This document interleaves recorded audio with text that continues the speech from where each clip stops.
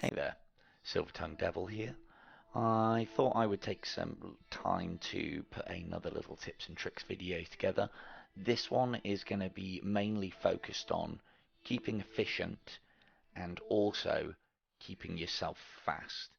I know a lot of the examples I'm going to be showing you in this video are from Purgatory, and I know Purgatory is all done, dusted and finished with, but all of these tips and tricks carry over to Paradise Lost and are also usable in the Abyss as well.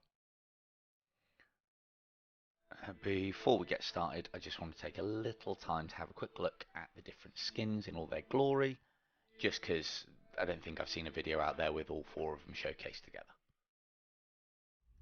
And just as a little side note, because there seems to be a little bit of confusion out there on this, just for putting one tournament score in with any of the teams will give you access and unlock all 4 sets of crossbow and bow skins. So to get all 8 skins unlocked, you just need to put a run in.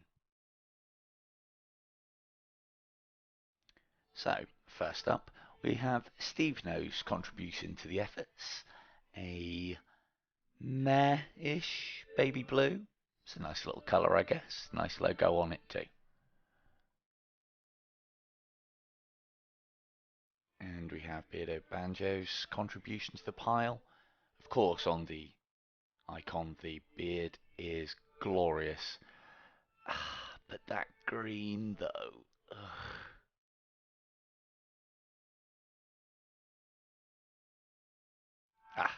The Mighty Soul Fox. I really like the icon. I really love the colour scheme. Salute to you, the Soul Guard, and all that wield this lovely bow and crossbow combination. And of course, I have saved the most glorious until last.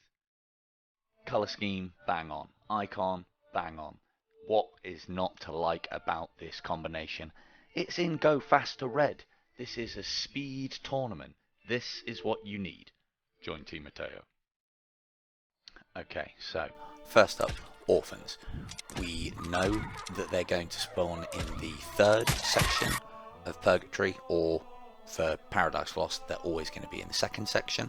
We need to be dealing with them fast and efficiently. You need to try and drop in next to them, go for those headshots. If you have things like Volley 5, Volley 3, Winter's Bite 3, those are good arrows to take them out. 1 headshot, maybe 2 at later cycles, will completely do them over.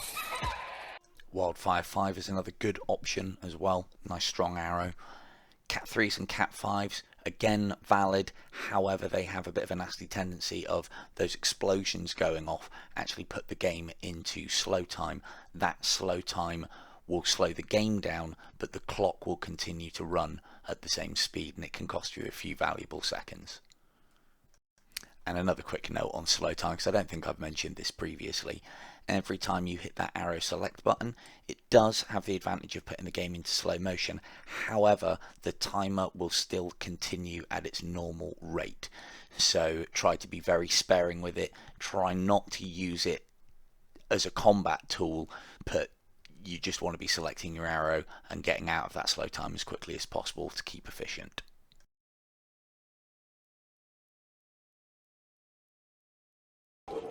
Next up is what I kind of call teleport killing.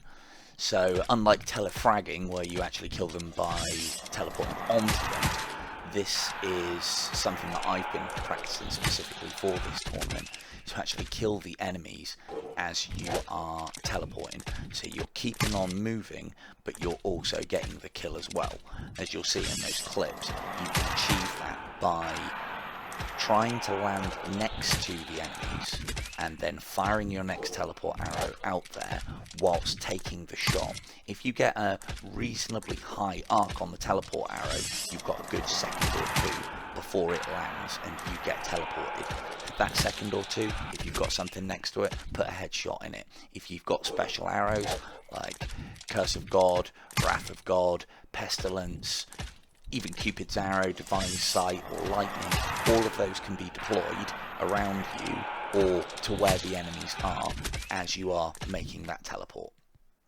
And just to be clear, because we're probably all gamers here, so we've probably all heard of the terms, you can't actually telefrag in this game. I just want to make the distinction between telefragging. What we're doing is teleporting whilst killing.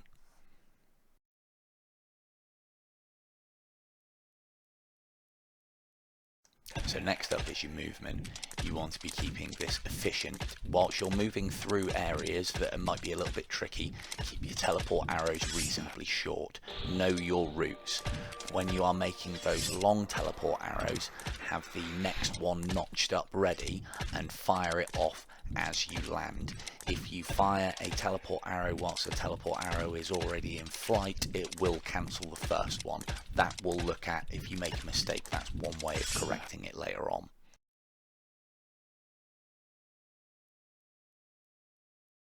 This next technique is for keeping your travel efficient between areas.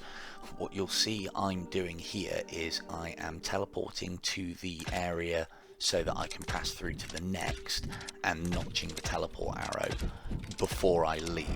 What that then allows me to do is as soon as I land in the next area, I will then immediately be able to teleport.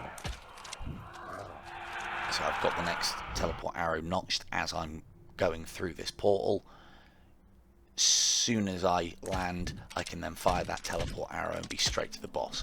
Save you a second or two. All of these seconds do add up, and again, teleport and a teleport arrow notched right up. You'll actually get vibration from the controller as you're aiming your crossbow kind of in the dark between levels. Again, it's just another way to keep that movement flowing and keep it efficient. This next one is a little bit of what I was talking about, where if you fire a teleport arrow and you know that teleport arrow is either going to hit somewhere and it wouldn't teleport you, or it's going to take you to the wrong place, if you immediately notch and fire your next teleport arrow, you'll cancel the first one and you'll go to where the second one is landing. And by no means least, the telegrab.